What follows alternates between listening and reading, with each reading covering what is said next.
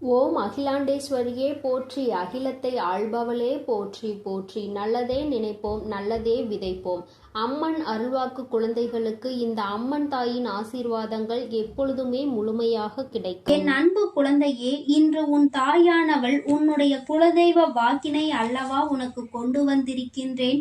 என் குழந்தையே, உன்னுடைய குலதெய்வம் உனக்கு எல்லாம் அவர்கள் மட்டுமே. அவர்களை தாண்டிதான் இந்த தாயானவள் உனக்கு இஷ்ட தெய்வமாக இருக்கிறாள் என்பதை நீ மறந்து விடாதே. என் குழந்தையே, நீ எந்த காரியத்தை செய்ய தொடங்கினாலும் உன் குலதெய்வத்தை வணங்கிவிட்டுதான் என்னிடம் வருவாய். என் தங்கமே, முதலில் நீ ஒன்றை புரிந்து கொள். உன் மீது அதிக அக்கறை கொண்டவர்கள் உன்னுடைய வாழ்க்கையில் நடக்கின்ற கஷ்டங்களுக்கும் நஷ்டங்களுக்கும் பொறுப்பு அவரே ஆவார்.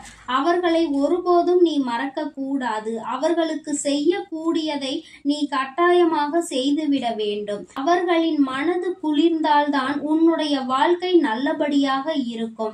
எந்த ஒரு கஷ்டம் ஆனாலும் சரி, எந்த ஒரு தீய சக்தி ஆனாலும் சரி, அவர்களை தாண்டிதான் உன்னை தொட முடியும். அவர்கள் எப்பொழுதுமே உனக்கு பாதுகாவலாக நின்று கொண்டிருப்பார்கள். என் தங்கமே, இப்பொழுது உன் குலதெய்வம் உன்னிடம் பேச ஆசைப்படுகிறார்கள். அவர்கள் நேரடியாக உன்னிடம் பேசி இருக்கலாம். ஆனால் அவர்கள் என்னிடம் என்ன சொன்னார்கள் தெரியுமா? அம்மா, அவர்கள் உன்னை மனதார வேண்டி உன் மீது அதிக நம்பிக்கை வைத்திருக்கிறார்கள். நான் உங்களோடு இருந்து பேசுகிறேன் என்றால் அவர்கள் மிகவும் சந்தோஷம் அடைவார்கள். உங்கள் மீது கொண்டிருக்கின்ற அன்பு, என் மீது கொண்டிருக்கின்ற பக்தியும் சேர்ந்து அவர்களுக்கு மிகப்பெரிய சந்தோஷத்தை கொடுக்கும் என்று அவர்கள் சொன்னார்கள். அது மட்டும் அல்லாமல் சில முக்கியமான விஷயங்களை அவர்கள் உனக்கு சொல்ல வேண்டும் என்று நினைக்கின்றார்கள். அது உன்னுடைய வாழ்க்கை சம்பந்தமான விஷயம். அதனால் அவர்களின் வாழ்க்கையில் என்ன நடக்க போகிறது, அவர்களின் வாழ்க்கையில் இருக்கின்ற ஒரு பிரச்சனையை பற்றி உடனடியாக அவர்களுக்கு தெரிவிக்க வேண்டும் என்பதற்காக நான் ஓடோடி வந்திருக்கிறேன். அம்மா, எனக்கு ஒரு வாய்ப்பினை கொடுங்கள், நான் உங்கள் மூலமாக அவரிடம் பேசுகிறேன் என்று கேட்டார்கள். என் தங்கமே, நானும் அதற்கு சரி என்று சொன்னதால் அவர்கள் இப்பொழுது உன்னோடு பேசுவதற்காக வந்திருக்கிறார்கள். நீ சிறிது நேரம் அவர்கள் என்ன சொல்கிறார்கள் என்று கவனமாக கேள். என் தங்கமே, நான் உன் குலதெய்வம் உன்னை காண வந்திருக்கின்றேன். நீ என் மீது கொண்டிருக்கின்ற அக்கறையும் அன்பும் என்னை மெய்சிலிர்க்க வைத்தது. என் குழந்தையே, நீ ஒருபோதும் எனக்கு தெரியாமல் எதையும் செய்ததில்லை. சில குழந்தைகள் நான் யார் என்று அறியாமல் இருக்கின்றார்கள். நீ என்னை அறிந்தாலும் அறியாவிட்டாலும் எங்கிருந்தாலும் உனக்கு என்னுடைய ஆசீர்வாதங்கள் எப்பொழுதும் கிடைத்து கொண்டேதான் இருக்கும். என் குழந்தையே, உனக்கு உன்னுடைய தெய்வங்களை தெரியவில்லை என்றால் உன்னுடைய இஷ்ட தெய்வத்தையே உன்னுடைய குலதெய்வமாக நினைத்து வழிபடலாம். அவர்கள் எங்கிருந்தாலும் உன்னுடைய அத்தனை வேண்டுதல்களையும் உன்னுடைய இஷ்ட தெய்வத்தின் மூலமாக சென்று சேர்த்து விடுவார்கள். என் குழந்தையே, உன்னுடைய வாழ்க்கை சம்பந்தமாக ஒரு விஷயத்தை உன்னோடு பேசுவதற்காக இன்று நான் வந்திருக்கின்றேன். இப்பொழுது உன்னிடம் பேசாவிட்டால் உன்னுடைய வாழ்க்கைக்கு சில பிரச்சனைகள் வந்துவிடும் என்பதால் தான் நான் என் குழந்தையே உன்னுடைய வாழ்க்கையில் கலகத்தை மூட்டிவிட சிலர் தயாராக நின்று கொண்டிருக்கின்றார்கள். உன்னை சுற்றி என்ன நடக்கிறது என்பதை மட்டுமே அவர்கள் பார்த்து கொண்டிருக்கின்றார்கள். உன்னை சுற்றி என்ன நடக்கிறது, உனக்கு யார் உதவிகளை செய்து கொண்டிருக்கிறார்கள், உன் குடும்பத்தை யார் ஒற்றுமையாக வைத்திருக்கிறார்கள் என்று கவனித்துக் கொண்டிருக்கின்றார்கள். நீ உன் குடும்பத்தில் ஒற்றுமையாக இருப்பது அவர்களுக்கு பிடிக்கவில்லை. உன் குடும்ப ஒற்றுமையை எப்படியேனும் கெடுக்க வேண்டும் என்றுதான் அவர்கள் சுற்றி சுற்றி வந்து கொண்டிருக்கின்றார்கள். நீங்கள் சிரித்து பேசினால் அவர்களுக்கு அத்தனை கஷ்டங்களாக இருக்கின்றது. என் தங்கமே, முதலில் நீ உன்னுடைய சந்தோஷத்தை இவர்கள் எல்லாம் பார்க்கும்படி நடந்து கொள்ளாதே. ஏனென்றால் நல்லது நினைப்பவர்கள் முன்னால் நீ சந்தோஷப்பட்டால் அவர்கள் நீ சந்தோஷப்படுவதை நினைத்து அவர்கள் மனதிலும் சந்தோஷம் கொள்வார்கள். ஆனால் உன்னை சுற்றி இருக்கின்ற இருக்கின்ற சிலர் நீ சந்தோஷம் அடைந்து விட்டால் அதற்கென்று தனியாக வேதனைப்படுகின்றார்கள். இவர்கள் கண்கள் உன் மீது பட்டால் நிச்சயமாக உனக்கு மிகப்பெரிய கண் திருஷ்டி பட்டுவிடும் என்பதை நீ நினைவில் வைத்துக்கொள். என் குழந்தையே, அது மட்டும் அல்லாமல் உன்னுடைய வாழ்க்கையில் உனக்கென்று இருக்கின்ற ரகசியங்களை நீ யாருடனும் பகிர்ந்து கொள்ளாதே. நீ ஒருவருடன் பகிர்ந்து கொள்ளும் பொழுது உன்னுடைய கஷ்டங்களை அவர்கள் எப்படி எடுத்துக் கொள்வார்கள் என்பது உனக்கு தெரியாது.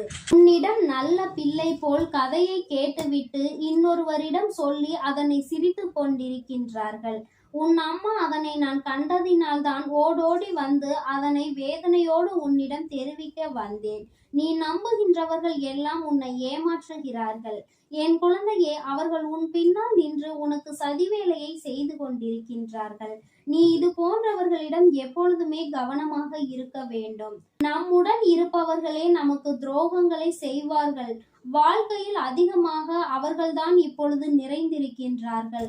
அதனால் இவர்களிடம் நீ எப்பொழுதும் கவனமாக இருக்க வேண்டியது மிகவும் அவசியமாகிவிட்டது. நீ இப்பொழுது நினைக்கலாம், அம்மா அப்படி செய்வது யார் என்று எனக்கு தெரியவில்லையே என்று. என் குழந்தையே, நீ நன்றாக சிந்தித்து பார். யாருடன் அதிகமாக உன்னுடைய விஷயங்களை பகிர்ந்து கொள்கிறாய் என்று. அது மட்டுமல்ல, யார் உன்னிடம் துருவி துருவி உன் குடும்ப விஷயங்களை பற்றி கேட்கிறார் என்று.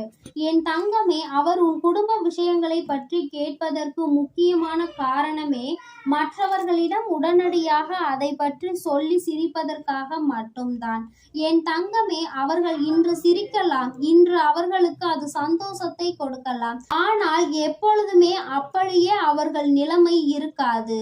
எப்படியும் ஒரு நாள் அவர்களின் நிலைமை மாறும். அப்பொழுது அவர்களை சுற்றி இருப்பவர்கள் அவர்கள் கதையை பற்றி பேசி திரிவார்கள் என்பதில் எந்த ஒரு மாற்றமும் கிடையாது. என் தங்கமே, உன்னுடைய குலதெய்வம் நான் இன்று உன்னோடு இதனை சொல்ல வந்ததற்கு முக்கியமான காரணம் என்ன தெரியுமா? அவர்கள் இது போன்ற செயல்களை செய்து உன் குடும்பத்தில் மிகப்பெரிய பிரச்சனைகளை உருவாக்க காத்து கொண்டிருக்கிறார்கள். நீ யாரை பற்றி அவர்களிடம் மனவேதனை அடைகின்றாயோ அதை அவர்களிடமே சொல்லி உனக்கு பிரச்சனையை ஏற்படுத்த காத்து கொண்டிருக்கின்றார்கள்.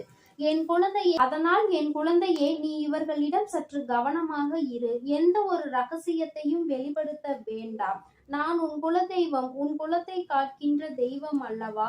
குலதெய்வம் எல்லோரையும் தன்னுடைய பிள்ளைகளாக தான் நினைப்பார்கள். ஆனால் என்னுடைய குழந்தை தவறு செய்தால் அதை கண்டிக்க வேண்டிய பொறுப்பும் எனக்கு இருக்கின்றது அல்லவா?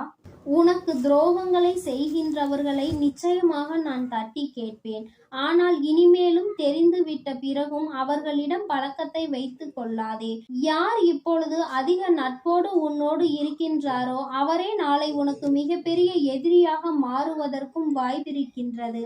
அதனால் எல்லோரிடமும் ஒரு சிறிய இடைவெளியோடு பழகுவது மிகவும் நல்லது. எந்த எதிர்பார்ப்பும் இல்லாமல் நின்றுவிட்டால் வாழ்க்கையில் உனக்கு தோல்விகள் வரும் பொழுது எந்த கஷ்டமும் ஏற்படாது. என் தங்கமே, நீ உன் குலதெய்வத்தின் வாக்கினை கேட்டுவிட்டாய் அல்லவா? இனிமேலாவது இது போன்றவர்களிடம் சற்று கவனமாக இருக்க வேண்டும்.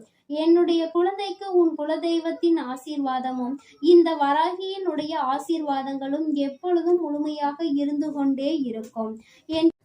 என் அன்பு குழந்தைக்கு இந்த சக்தி பிரித்யங்கராவின் அன்பும் ஆசீர்வாதமும் முழுவதுமாக கிடைக்கும். என் அன்பு பிள்ளைக்கு இந்த அம்மன் தாயின் அன்பும் ஆசீர்வாதமும் முழுமையாக கிடைக்கும்.